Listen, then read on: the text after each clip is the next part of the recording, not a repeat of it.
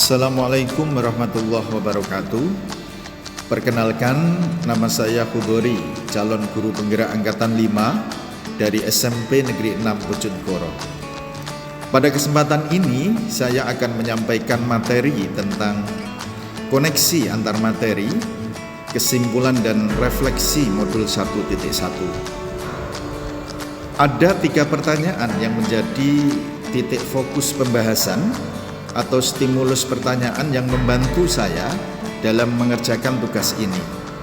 Pertanyaan yang pertama, apa yang saya percaya tentang murid dan pembelajaran di kelas sebelum saya mempelajari modul 1.1? Pertanyaan yang kedua, apa yang berubah dari pemikiran atau perilaku saya setelah mempelajari modul 1.1? Pertanyaan yang ketiga, apa yang bisa saya terapkan lebih baik agar kelas saya mencerminkan pemikiran Ki Hajar Dewantara? Sebelum saya mempelajari modul 1.1 tentang filosofi pendidikan Ki Hajar Dewantara, ada beberapa hal yang saya percayai dan saya lakukan dalam melakukan kegiatan belajar mengajar. Yang pertama, anak ibarat kertas kosong.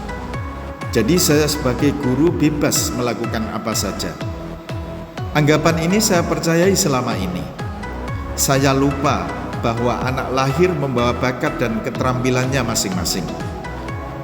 Anak-anak adalah kertas yang sudah tertulis dan berwarna, sehingga kita bisa mengembangkan bakat dan potensinya.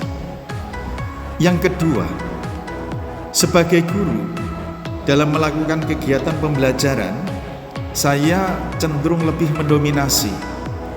Dalam hal ini saya tidak menggunakan metode, model pembelajaran, media pembelajaran, dan strategi pembelajaran yang merangsang anak untuk aktif dalam mengikuti pembelajaran, sehingga anak hanya bersifat menerima pembelajaran saja. Tidak ada timbal balik yang terjadi.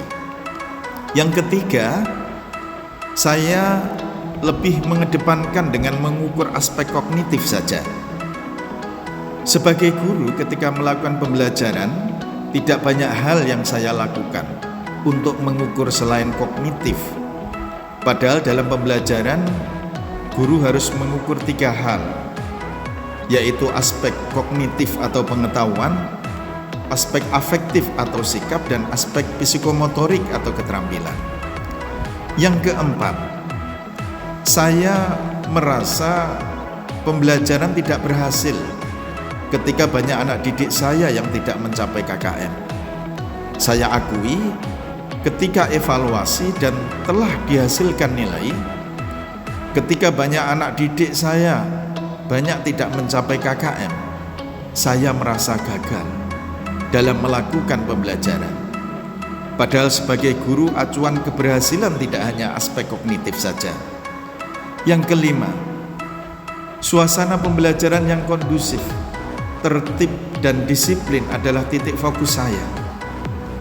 Padahal suasana pembelajaran yang menyenangkan, suasana bermain, dan mengikuti alur yang baik itu lebih baik dan lebih positif untuk dilakukan. Yang keenam, saya kurang memahami karakteristik anak didik saya dengan alasan satu kelas memiliki jumlah murid yang banyak. Saya banyak melakukan pembelajaran secara global saja. Saya kurang memperhatikan satu persatu karakteristik anak didik saya. Nah, hal-hal ini ingin saya rubah setelah saya mempelajari modul 1.1, filosofi pendidikan Ki Hajar Dewantara. Setelah saya mempelajari modul 1.1 tentang konsep filosofi pendidikan Ki Hajar Dewantara, ada beberapa perubahan yang ada pada diri saya.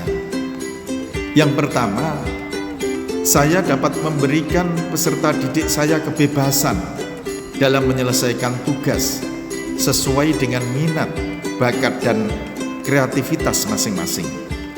Dalam hal ini saya menerapkan pada anak didik saya bagaimana cara belajar secara merdeka.